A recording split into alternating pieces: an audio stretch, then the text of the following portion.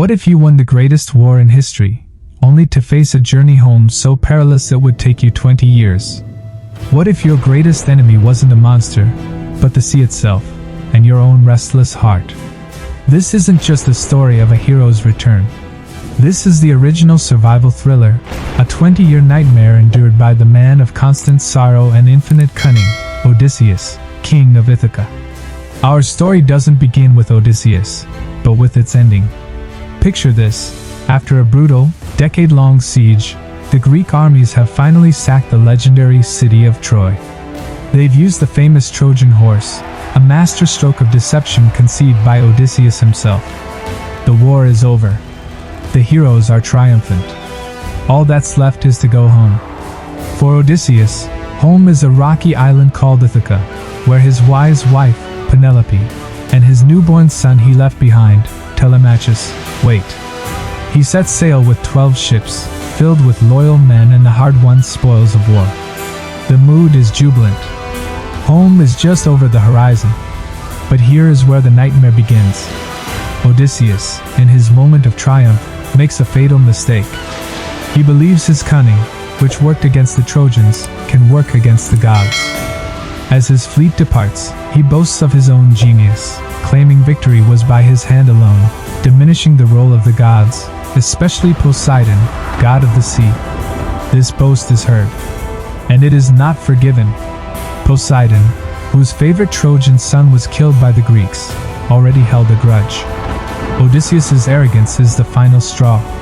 The god swears that even if destiny decrees Odysseus will see Ithaca again, his journey will be long, painful, and lonely. The sea, which was once a path, becomes a prison. A great storm descends, scattering his fleet and blowing them far, far off course. This is the first lesson of Odysseus' nightmare. The journey home is never just about distance. It's about transformation. The man who left for Troy, a proud, brash, glory-seeking king, cannot simply return. He must be unmade and remade by the trials ahead. Lost in a mythic, uncharted sea, Odysseus and his men enter a world of wonders and horrors. Each island is a new test. First, the land of the lotus eaters, where his men eat a magical plant that makes them forget home entirely, desiring only blissful oblivion. Odysseus must drag them, weeping, back to the ships. They escape, only to sail into a far more terrible trap, the island of the Cyclops. Seeking supplies, they enter the cave of Polyphemus, a monstrous, one-eyed son of Poseidon. The giant seals the cave with a boulder and begins eating Odysseus' men, 2 at a time. Trapped, Odysseus must use his métis, his cunning intelligence. He gets the Cyclops drunk, tells him his name is Nobody, and drives a heated spear into his single eye. Blinded and enraged, Polyphemus cries out to his fellow Cyclopes, "Nobody is hurting me!" They ignore him. The next morning, as the blind giant lets his sheep out to graze, Odysseus and his surviving men escape by clinging to the undersides of the rams. It's a brilliant, desperate victory. But as they sail away, Odysseus' pride flares again. He cannot resist shouting back his true name, so the world will know who bested him. The Cyclops, now knowing his tormentor, calls out to his father, Poseidon, placing a specific curse on Odysseus. Let him come home late, broken, alone, and to find a house of sorrow.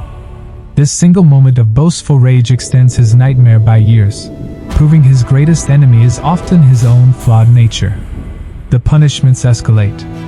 On Aeolia, the Wind King gives Odysseus a bag containing all storm winds, leaving only a gentle breeze to waft them home. With Ithaca in sight, his exhausted men, thinking the bag holds treasure, open it. The unleashed storms blow them back across the sea they've just crossed. Hope, literally within sight, is ripped away. The despair is crushing. Then comes perhaps the darkest trial, the witch Circe. On her enchanted island, she turns half his men into pigs. With the help of the god Hermes, Odysseus resists her magic and confronts her. But Circe is no simple monster. She is sophisticated, seductive, and offers not death, but seductive stagnation. For a full year, Odysseus and his crew live in luxury, feasting and drinking, their mission fading from memory. He must be reminded by his men that Ithaca still exists. They have to choose the hard journey over the easy paradise. Before they can leave, Circe tells Odysseus he must descend into the one place no living man should go, the underworld. Here, in the land of the dead, he must seek advice from the ghost of the blind prophet, Tiresias. This journey to Hades is the emotional core of the nightmare. Among the whispering shades, he sees his mother, who died of grief waiting for him. He weeps, learning his absence has poisoned the very home he fights to return to. Tiresias gives him a grim prophecy. He will reach home, but alone and on a stranger's ship. He warns of the final, greatest test awaiting him in Ithaca. He also sees the ghosts of his war comrades, including Achilles, the great hero, a man who chose glorious death over a long, obscure life, now tells Odysseus a shocking truth. I would rather be a living slave to a poor farmer than king of all the dead. In this moment, the epic's values flip. Glory is ashes. The simple, gritty reality of life, of home, is the only prize worth anything. Revived but haunted, Odysseus leaves the dead behind. But the living world holds more perils. To get home, Tiresias said, they must pass the Sirens. These creatures sing a song so beautiful it lures sailors to crash upon the rocks. Odysseus, desperate to hear it but not die, has his men plug their ears with wax and tie him tightly to the ship's mast. He orders them not to release him no matter how much he begs. As the song washes over him, a melody of perfect knowledge of all things in the world, he screams, struggles, and pleads to be set free. His men, obedient, only tie him tighter. He experiences transcendent, addictive beauty, but only by being bound. It is a paradox that defines him, the seeker of experience who must be restrained to survive. Next, they must navigate a narrow strait flanked by two horrors, the six-headed, ship-eating monster Scylla and the colossal, ship-swallowing whirlpool Charybdis. Tiresias gave no solution, only a choice. There is no cunning trick here, only sacrifice. Odysseus chooses to sail closer to Scylla, knowing she will snatch 6 of his men. He watches, armed and powerless, as 6 of his best crew are lifted, screaming, to their deaths. He must harden his heart to save the rest. A leader's most terrible duty is to choose which of his people to sacrifice. The final, catastrophic failure happens on the island of the sun. Tiresias and Circe both gave an absolute command: do not harm the sacred cattle of the sun god Helios. His men, starving and desperate after the trauma of Scylla, finally mutiny. While Odysseus sleeps, exhausted from keeping watch, they slaughter the finest cattle for food. The punishment is absolute, final, and divine. As soon as they set sail, Helios calls upon Zeus for vengeance.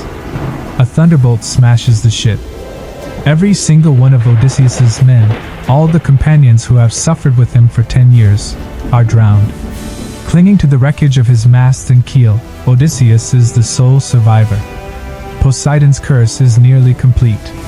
He is broken, alone, and adrift. Washed ashore, naked and near death, on the island of the nymph Calypso, Odysseus enters the final, most subtle prison of all.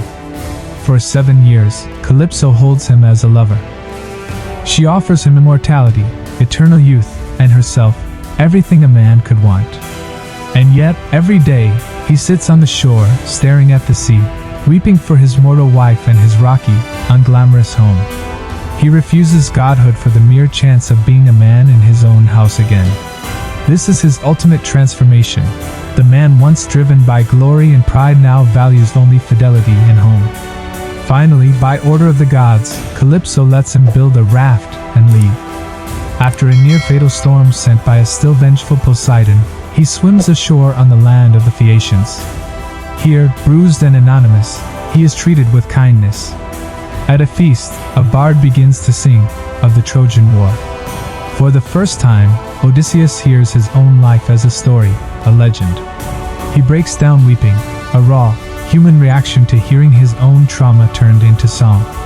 He then reveals himself and narrates his entire nightmare. The Phaeacians, moved, give him a magical ship that carries him, at last, asleep, to the shores of Ithaca. But the nightmare is not over. Tiresias's prophecy holds true. He arrives alone, on a stranger's ship, after 20 years. And the final test is the most painful of all. The gods cloak him in the form of a ragged, old beggar. His palace is overrun by over 100 arrogant suitors, who have been devouring his wealth for years, demanding his wife Penelope choose one of them as her new husband. They mock the beggar, who is Odysseus, in his own hall. He sees his son, Telemachus, now a brave young man he doesn't know. Most agonizingly, he must test his wife, to see if her heart has remained true. The shocking, heart-wrenching core of the ending is this. After 20 years of monsters and gods, Odysseus's final battle is a social and emotional one. He must win back his identity. The hero must become a spy in his own life. He endures humiliation, violence, and emotional turmoil, all while planning a massacre. The reunion with Penelope is the masterstroke. She, the model of cunning patience, tests him by mentioning their marriage bed, which Odysseus had built around a living olive tree, a secret only they shared. When he describes it perfectly, the disguise falls away. They are reunited not just as husband and wife, but as two partners who have survived a 20-year siege on their love through intelligence and unwavering faith. The story ends with bloody catharsis. With the help of Telemachus and 2 loyal servants, Odysseus strings the great bow none of the suitors could bend, and in a storm of arrows and fury, he slaughters every last one, cleansing his house. But this is not a simple happily ever after. The Odyssey is a story about the psychic cost of war and wandering. Odysseus returns, but he is not the same man who left. He is scarred, older, and burdened with the memories of all he has seen and all the men he has lost. His home is intact, but his peace is hard-won. His journey teaches us that home isn't just a place you find on a map. It's a version of yourself you have to fight every day to protect and deserve. It's the love you choose to remain faithful to, and the identity you reclaim after the world has tried to strip it away. So, was it worth it?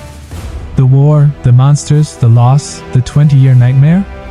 For Odysseus, the answer was always yes. Because the point was never the glory. The point was the heart. The point was the person waiting for you to come back, and the person you had to become to make that possible.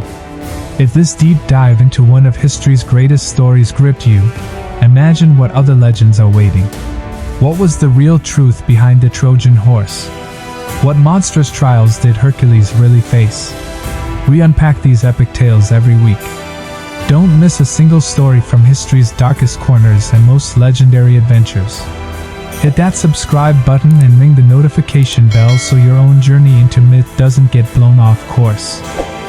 If this video helped you survive the Odyssey, give it a thumbs up and share your own thoughts. What would have been your greatest test? In the comments below. What myth do you want us to explain next? The story never ends when you open Myth Vault.